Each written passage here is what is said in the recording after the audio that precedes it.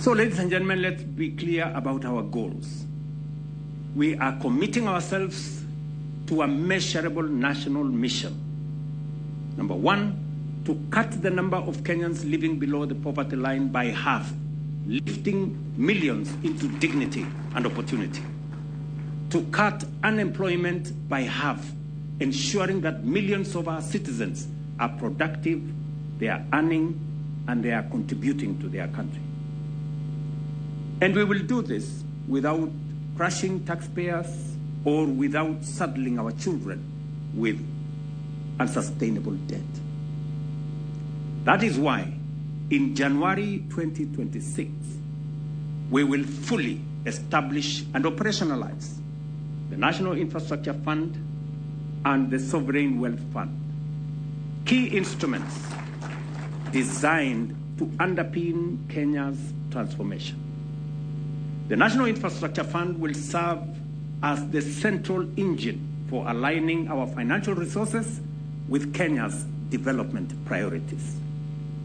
Through innovative mobilization of domestic resources, strategic modernization of mature public assets, democratization of ownership through capital markets, and the disciplined growing and deployment of national savings, we will unlock large-scale private sector capital while reducing reliance on borrowing and taxation.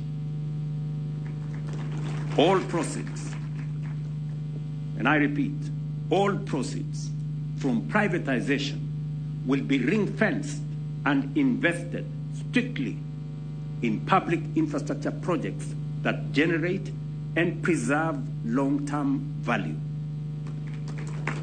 Every shilling invested through this fund will crowd in multiple additional shillings from long-term investors in the private sector.